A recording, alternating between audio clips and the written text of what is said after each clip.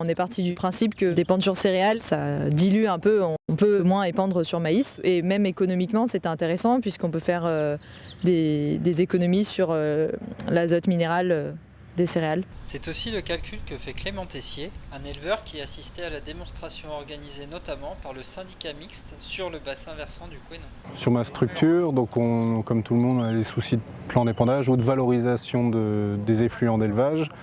Et donc pour optimiser ça au mieux, on cherche à en mettre sur les céréales. On a des terrains qui ne sont pas forcément portants à la période où il faudrait la porter. Et du coup, on regarde ce qui se fait comme technique pour arriver à valoriser nos effluents et conserver nos rendements en céréales. La démonstration mobilisait 3 matériels sur la ferme de Claude Nicole. Le matériel le plus local, c'était la tonne avec épandeur 24 mètres de la Cuma de Sacé. Ensuite, c'est le TA Jean de chez Ruex qui est venu avec un automoteur d'épandage. Et le troisième matériel, l'épandage 100 tonnes. Il n'y en a pas dans le secteur, donc on a été le chercher à 80 km dans une Cuma, la Cuma de Ranné.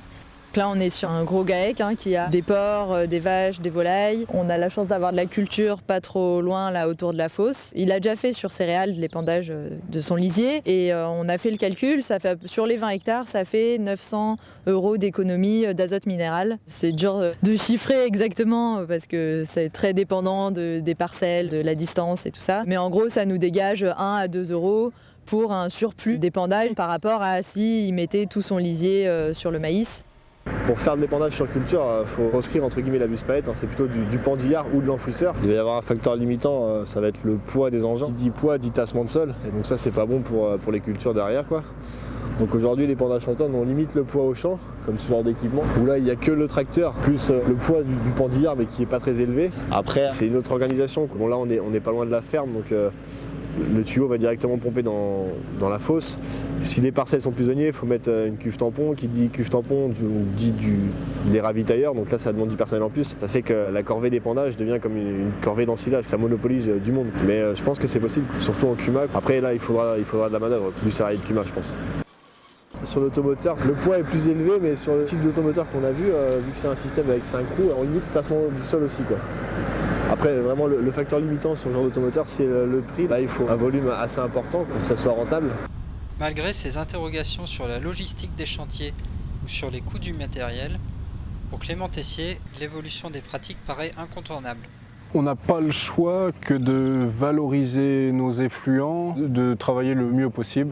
Payer pour se débarrasser du lisier et payer pour racheter de l'ammonitrate pour pouvoir l'épandre derrière, c'est quelque chose qui me paraît pas. Peut-être qu'actuellement ce serait plus économique, mais c'est pas durable dans le temps. Et ça fait 2 campagnes qu'on essaye. On sous-traitait de l'épandage 100 tonnes avant. L'épandage 100 tonnes, il faut vraiment avoir le parcellaire au ras de la fosse, qui n'est pas forcément mon cas. Avoir des caissons qui prennent de la place dans l'entrée des champs, des voies d'accès. L'automoteur me paraît une solution un peu plus modulable dans mon cas, sans avoir essayé. Donc juste à juger de loin, c'est facile. On verra à l'usage quelle solution est le plus simple à utiliser.